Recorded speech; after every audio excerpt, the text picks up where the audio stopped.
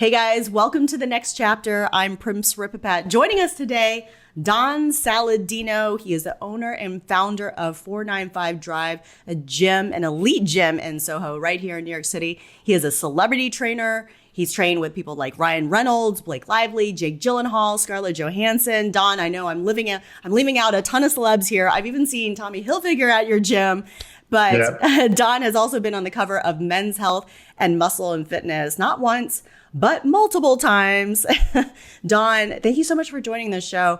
How are you and the family doing in handling this pandemic? No, it's wild. It's definitely an adjustment. I mean, week one, I think we're all sitting there and it's almost surreal. You know, you're sitting here feeling like, well, this is just a short vacation and we're going to be back to work and we're going to be back to school in no time. And that's definitely not the case. So I think, I'm very routine oriented. And I think as soon as we realized how long this was, like how real this is, I think then like my family and I were like, all right, we got to get into a routine. And that's when I started creating a lot more programs and doing a lot more online stuff. Yeah, I love it. I've been paying attention to all of your programs online on Instagram. And I even tagged one of my girlfriends, a former Duke tennis player, and she recently had a baby. Well, it was about a year ago, but she was asking me about some core exercises. And so I was like, this is the guy that you want to check out. So we all appreciate all the free exercises and programs that you've been posting online. But before we get to that, what's been the hardest thing for you personally in all of this? Because you're an active guy. And as you just mentioned, you're very routine oriented. I definitely have made best with not being able to go to the gym. I mean, I've owned a gym for 15 years and I have access to some pretty awesome gyms in Long Island or in New York City, including my own. So like, I always consider them field trips and being able to hop into a different spot and experience a new gym and visit friends there. So it's been definitely as much of a social thing as it is me working on myself. And I converted this room in my house. I had an extra living room just sitting around and I just had Perform Better send me like a whole ton of equipment and they've got more stuff being sent to me that I'm going to have to install on my own. But, this is part of my livelihood. This is part of my business and my lifestyle. So I think not having that has been an adjustment. I think also not being able to just take your family and go to a restaurant or go to a diner and sit down and kind of just enjoy things that are just so simple in our lives. I think that's been weird. And I think really more seeing your kids kind of cooped up and, they're doing their online schooling right now. And they're doing so well with it, but it's just, it's such a challenge for a parent to see your kids not being able to connect with their friends in person. Thank God for FaceTime and thank God for all these games and apps that they're kind of playing around with. But as you know, as a parent, you put your children first and that's the most difficult part. Yeah. I mean, it's been a very difficult period, but thank goodness for technology between Zoom and we're using Skype and FaceTime and all this other stuff. At least we have access to one another. Otherwise, we would all be in a lot of trouble. So 100%. The reason, I wanted to bring you on because I think you're just a wealth of information with regards to training and fitness and health. And if there's a time ever to talk about this, I think it's really now. It's really now. So let's just start with the very basics. What could everyone be doing right now so we don't completely sabotage everything that we've done over the past several months or years? Well, it's a great question because everyone's have had access to all these fancy gyms and all this fancy equipment. And what I'm trying to tell people right now is that we can actually get into even better shape because now we have to access things that we just would typically not prioritize, like body weight training, like maybe like if you have access to your backyard or a hallway sprinting or some stairs or something. I know we're supposed to be cooped up in our apartments and in our houses, but I've had plenty of doctors on recently who are like, you know what, no, go for a walk outside and, make sure that that you're not walking close to people and make good decisions. But there's also this stress of having to quarantine yourself in a room or in a house. I've got a friend of mine right now who quarantined himself within his study in his house because he was exposed to someone. So he's basically living in his study for 14 days and his family is in the house. And that to me is like, oh my God, that's insane. But there's this mental stress that goes on us as well. And I think people initially were like, oh my God, what's going to happen? I'm going to lose all these gains and I'm going to lose all this progress that I've had. And I'm like, guys, no way, like not even close. Like you've been jumping on a treadmill, you've been jumping on an elliptical, which is fine, but using your body weight and using the way the body's meant to move dynamically. I mean, better than anyone, a tennis player is running forward, running backwards, side to side. I mean, you can't get much more dynamic, up, down. I mean, you've got to move on in every plane known to man. So I think now we're forcing people to have to really kind of, yes, this is the time when coaches are needed the most. In my 21-year career as a coach, I've never seen such a demand for my services as of now, as I'm ready to think about it, because people are confused. They don't know what to do. So I think my first ounce of advice is take a deep breath and relax. And we have to get moving for at least 10 minutes a day. We have to do something organized. We have to break a sweat. The best analogy I give, and this will sum it up to every one of your listeners, is for any of those people out there who've been on the water or used to boating, if you drop your outboard motor into the water and you let it sit there for 6-7 months, it's going to develop all barnacles and crud. But if we run that engine for 5 to 10 minutes a day, in 6 months, the boat's going to be clean, the hull's going to be clean, and it's going to run efficiently. But if it just sits there and it doesn't move, that's when our bodies start to shut down and start to fail. And then that's when our rest and recovery starts going, into the toilet. And that's when our joints start moving slower and our bodies just, don't respond the way that they're meant to respond. All right. So at the very least, we need to be moving about 10 minutes a day. But then let's step it up a little bit. Let's step it up a little bit more for maybe the avid gym goer, somebody who works out anywhere from 3 to 6 times a week.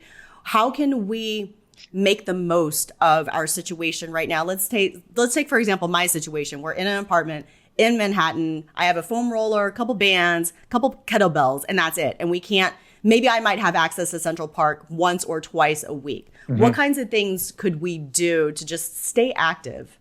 Well, you know what? I mean, there's a lot of influencers and coaches that are putting up 1-day workouts. Like I went and I launched a 4-week program, and on a scale of 1 to 10, it's a very basic program. It's something that I had to launch that's more, I think for the masses. So, the program that you download is probably a 15-20 minute program. It could be as hard as you want, because if you need, you can increase reps and you can increase intensity. But then I've even taken that up a notch and I launched a 2.0 program, which is way more advanced. So I think it's really getting an understanding that a lot could be done with body weight. But if you're just sitting there doing push-ups and body weight squats, even though that's good, one, it's going to get incredibly boring. And 2, we're going to start overloading maybe the anterior chain and we're not working the posterior chain enough. And then in time, the body can start breaking down. So I think the best advice is to find a coach that is an actual coach and is not an influencer and that knows how to build a program, and see if they have anything that they're offering. And I think right now, this is the time that I would tell people to invest in some type of online training, or, some coaches might be offering things for free, but that's organized and it's thoughtful, and that there's some method to the madness being put out there. Otherwise, people are just going to be pulling stuff out from the cloud. And I hear it all the time. Oh, I'm going to YouTube and I'm just downloading exercises. So I'm like, but you're downloading. Yeah, but you're downloading like abs, and you're downloading like chest and like all these things that you think are going to get you in better shape. And there's a reason why that's not working, or that hasn't worked in the past. I mean, this is the time when you really need a coach. Yeah, I can hear you talking from a more general and macro perspective and kind of staying away from the specifics, because I think more than anybody that as a coach, it really depends on the person. You don't know their strengths or weaknesses, how much they've been training. So I can totally understand that. If you're coming to me right now and you were a professional athlete, you were playing at an extremely high level. I mean, if you called me tomorrow and were like, can you build something for me? Yeah, I'm going to build something for you. That's entirely different. Now, if I turned around and took your program and I threw that up on my channel, I'm going to have 100,000 people messaging me going, this is too difficult, or this is ridiculous, or like, and so this is where the online world, it becomes, it's this weighing act, and you've got to offer different products for different people. And it always makes me laugh. Like once in a while, I'll get someone who messages me and be like, oh, this is too easy. And I'm like, listen, dude, like nothing's too easy. Like I could turn around and I could take one exercise like a squat or a deadlift, and we could typically murder someone on that. It doesn't mean it's better for them, and it doesn't mean it's what they need to be doing at that time. And I think that's what I'm trying to tell people at this time, is that a better workout is not necessarily how tired you're going to be. There are training programs Absolutely. and then there are workouts, and there's totally different things, you know? Yeah, that's a bit nonsensical, at least in my opinion, because I think something doesn't have to be completely strenuous. You don't have to be sweating, dripping with sweat for something to be challenging. And also not just that, but just beneficial for your body too. In fact, a lot of the things that we do that are, whether it's prehab or rehab or, the fundamental core stuff, I mean, that may not be, completely strenuous, but it's so good for you and so important for you. I think that's what I'm urging people right now is just to get moving, just start working on qualities. If you can't do push-ups well, then start working on a push-up and regress and start doing it on an elevation. And if you're good at push-ups, start working on a one-arm push-up. If you're good at a one-arm push-up, start working on a one-arm, one-leg push-up. There's so many things that even for an advanced trainee like yourself, we could start focusing on, like tension techniques. Like we could take exercises and start creating tension in the body that can help develop a level of strength that you see gymnasts develop, and these gymnasts weren't sitting there pumping big, like large amounts of weight. They're sitting there and they're focusing on technique and skill, and strength is a skill. So there's so many things that we can teach. I just think people need to be open-minded. They still have to have fun doing it. I mean, that's very important. Yeah. So what about all the athletes that are sitting out there right now? And I'm talking about more the elite athletes, maybe seniors in high school, especially D1 student athletes, and also at the professional level. You were a former D1 student athlete, baseball at Sacred Heart. So what are some things that they can or could be doing right now? Because I know there's probably a good chunk of them that are a bit anxious just sitting there. 100%. I was just talking to Matt Harvey the other day, who was a Major League Baseball pitcher. I was on the phone with a handful of PGA Tour players, and we got to get creative right now. And this is exercises like, going and ordering a kettlebell, grabbing some bands. A band is so inexpensive and it's so portable, and it's like they're hanging right up on my rack right now. So it's just something where, we have to grab the minute, like what can we get access to? And I think at that point, if someone's calling me up and they're like, I just have access to one 16 kilogram kettlebell, then it's all right, we got to design something around a 16 kilogram kettlebell. So I think the elite athletes have an advantage because they have access to coaches like myself or Charlie Weingroff or, certain people that can actually help them think and design something around them. But Perform Better, who's, the company I order all my equipment from, I was laughing the other day because I said, well, how you guys doing? How's business? And they're like, the delivery portion of it's the most difficult, but we've had universities call up and put in orders for like 600 athletes. Wow. Because right now they're not at their universities, and there's specific things they had to do for NCAA standards. And I'm like, well, what are you sending them? They're like a kettlebell, a band, and a mat. And it's just like a really simple package, but a lot can get done. You don't need, large racks, and you don't need, barbells or these fancy treadmills. I mean, Derek Hansen, who I just, one of my podcast partners the other day, we were talking about, and he's a world renowned running mechanics coach. And we were talking about doing drills at 10 meters. I mean, 10 meters that's nothing. Yeah. I mean, doing sprint drills. So I went around and I played with these explosive drills that he had me doing. And I woke up the next day and like my freaking ass and hamstrings were like, oh my God, they're crazy sore. And I was like, oh my God, but it's just amazing because these times right now are forcing us to just think differently and get out of our comfort zone and start doing things. I think people are going to surprise themselves. That's a really good point. I think that this period I've surprised myself because you're forced to get creative and resourceful. So I'm like pulling stuff out of my kitchen cabinet. I'm like, soup, whatever's the heaviest Curling thing. Your baby right now. Yeah, I'm just like, no, I was doing squats with, our guy is about 25 pounds. So I was like, this is good. I'll just do some squats with him. Why not? Yeah. Why not? Running outside. I was just training Blake Lively, like literally right before this call, and like her and I, it's been interesting because she's got 3 girls and they're young, and right now we've actually been so consistent with our training because we have time and we're getting in and we're working with what we have, and she's moving around. But the last 3 weeks I've probably worked with her. Man, I want to say 17, 18 days. And we've just been like connecting. That's awesome. We've been getting this vibe. We've been getting this like vibe going and this momentum going. And it's been great. But the rest of the day I keep telling her like she's chasing 3 girls around the house. So she's busy, but the worst thing for her to do would just be to sit and to not Yeah. do anything, which I think a lot of people are doing that. They're watching a lot more Netflix and they're depressed and they're just kind of like, oh my God, when's this going to end? I mean, we just don't know. There's so much uncertainty right now. So we got to do the best that we can. Yeah, absolutely. Is there, you're a big health nut, and your diet and nutrition is so disciplined. So if there's one thing that you would advise people to completely take out of their diet to avoid the quarantine 15, if you will, what one thing would you tell them to avoid? I hope you're not going to say wine, because I love my wine. No. I'm not saying that because I know a lot of us need this right now. But, I think the one thing that should always just be out of the diet is processed foods. Okay. I just think once you start getting into these processed foods, I mean, I always like nutrition is interesting because I think we complicate it way more. And I think we look into macronutrients a lot, like how much protein, how much carbs, and how much fat are we consuming? And we're not putting enough thought into micronutrients. So you could still eat healthy dishes and you could still eat foods that are kind of turning your power plant into this like force field, is like what I like to refer to it as.